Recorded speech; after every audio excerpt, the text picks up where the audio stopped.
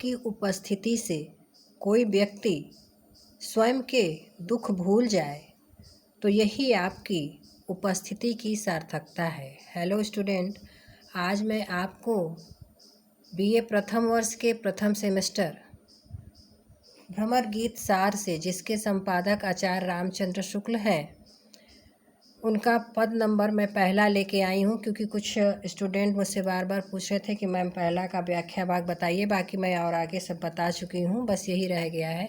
तो आज मैं आपको ये पहला का व्याख्या भाग बताती हूँ।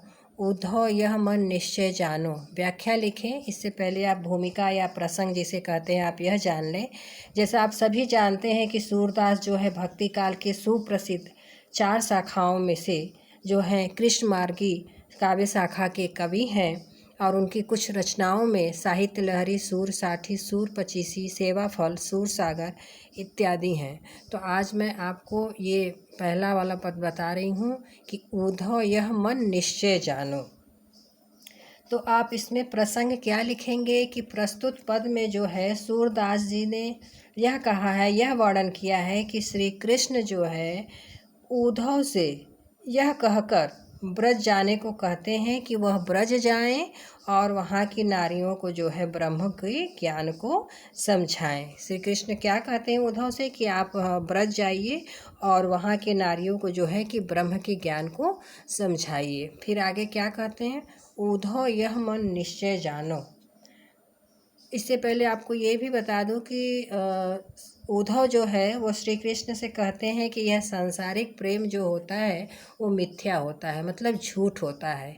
इसीलिए श्री कृष्ण और भी इन्हें वहाँ भेजते हैं कि गोपियों की बातें जब इन्हें ये सुनेंगे तो इन्हें समझ में आ जाएगा। तो उद्धव यह मन निश्चय जानो।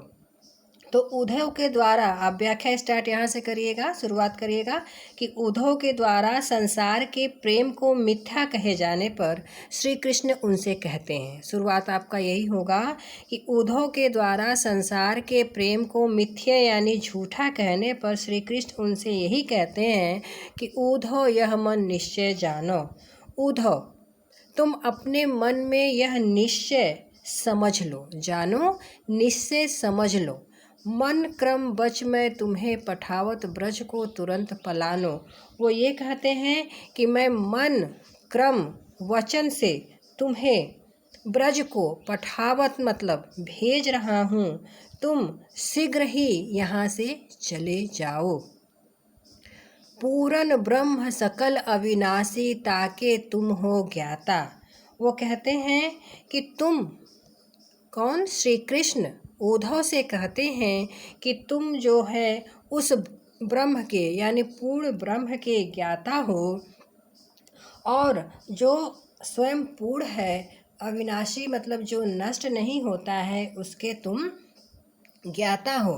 रेखन रूप जाति कुल नाही, जाके नहीं पितु माता। वो आगे ये कहते हैं कि उस निर्गुण ब्रह्म के, उस पूर्ण ब्रह्म के जिसका कोई चिन्ह नहीं है, रेखा नहीं है, चिन्ह नहीं है, रूप नहीं है, जाति नहीं है, कुल नहीं है, यहाँ तक कि जिसके माता पिता भी कुछ पता नहीं है।